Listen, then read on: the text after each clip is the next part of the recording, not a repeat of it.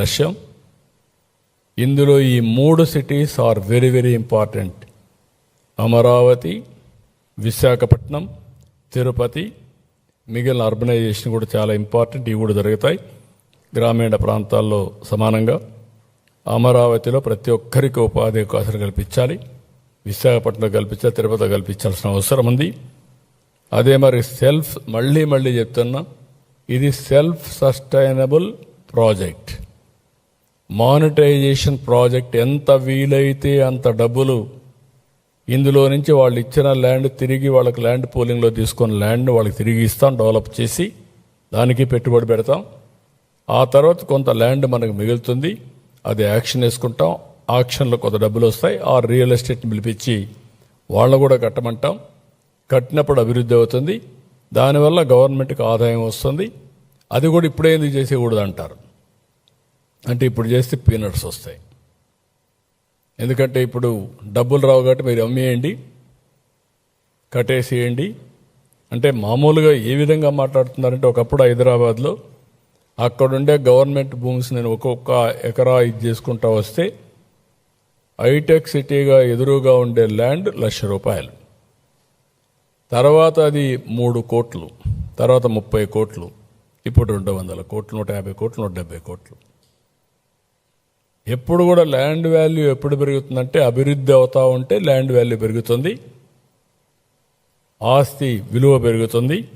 అది కూడా కావాలని తెలియకుండా కాదు, ఇష్టానుసారంగా మహాడే పరిస్థితికి వచ్చారు.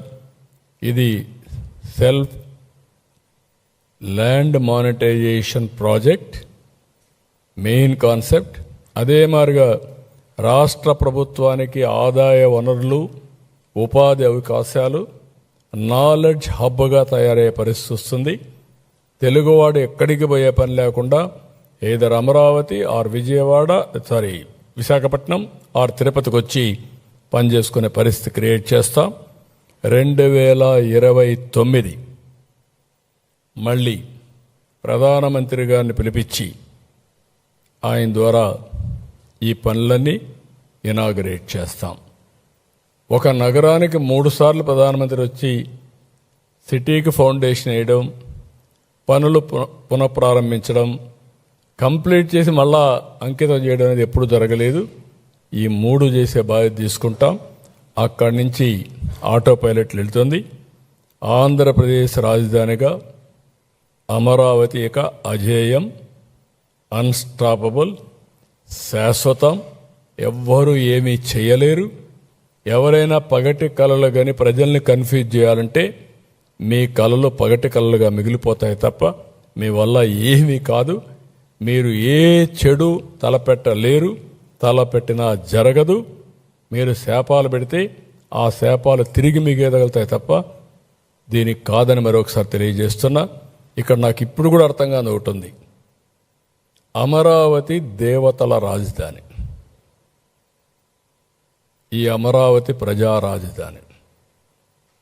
నేను ప్రతిరోజు దేవుణ్ణి ఒకటే ప్రార్థిస్తాను. నేను 2 నిమిషాలే ప్రార్థన చేస్తాను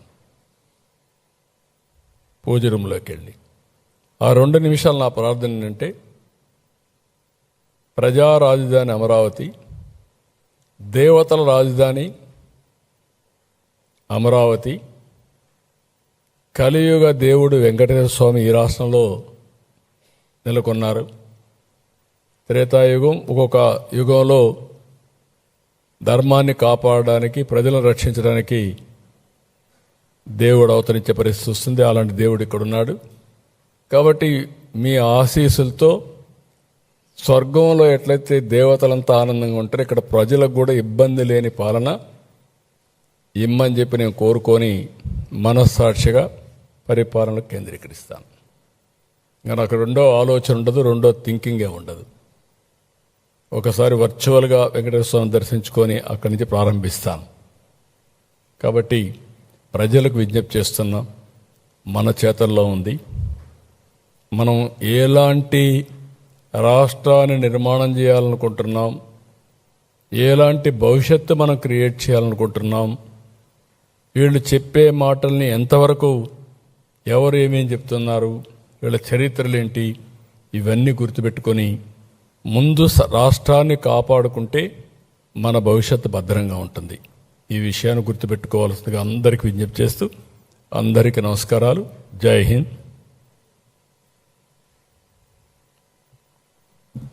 ఏమైనా డౌట్స్ ఉన్నాయి మీకు? చాలా క్లియర్గా చెప్పాం మీకు అందరికీ. ఇంకా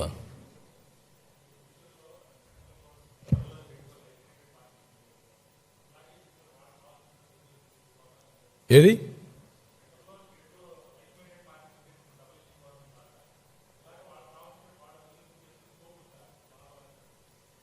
అంటే ఒకసారి జస్టిస్ అనేది ఏంటంటే కామన్ సెన్స్ కదా. ఎందుకు మొన్న హైకోర్టు చట్టం చేశారు? అప్పుడు వీళ్ళకు ఇక్కడ ఉన్నారు కదా, కేంద్రంలో కూడా ఆ రోజు కేంద్ర ప్రభుత్వం న్యూట్రల్గా ఉన్నారు, అది వేరే విషయం.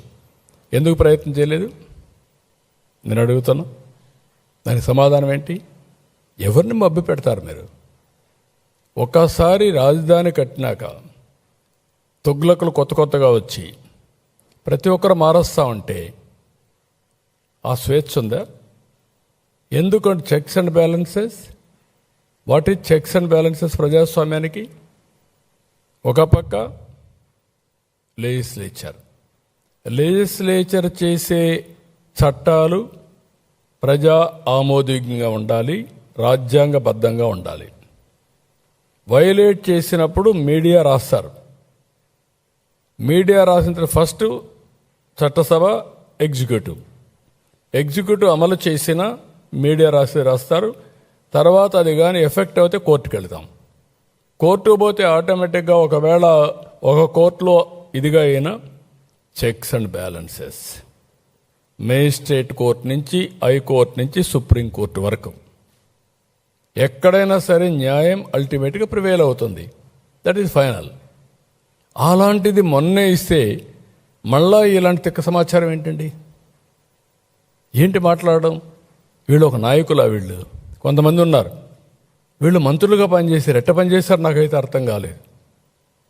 వాళ్ళు మాట్లాడితే మీరు క్వశ్చన్ అడుగుతున్నారు, మీరు వాళ్ళని ఖండించలేకపోతున్నారు. విచిత్రమైన పరిస్థితి ఇది. ఒక విధంగా చేయాలంటే మన దౌర్భాగ్యమేమో నాకు తెలియదు ఇలాంటి నాయకులు ఉండడం ఈ రాష్ట్రంలో. ప్రజాస్వామ్యాన్ని, రాజ్యాంగాన్ని కూడా అవహేళన చేసే విధంగా మాట్లాడే వ్యక్తుల్ని వాట్ ఈజ్ జస్టిస్ అండి? It is a matter of common sense. ఏం మీ సొంత డబ్బులా ఇది? ఎవరు మీరు రావడానికి? వచ్చే మీరంతా కూడా ప్రజలకు నష్టం జరిగే సమస్యల్ని తీసుకురావడం. అదేగా జరిగింది. 5 ఏళ్ళు ఆపర్చునిటీ పోగొట్టుకున్నాం కదా, 30 ఏళ్ళు ఎన్నికిపోయాం కదా. మరి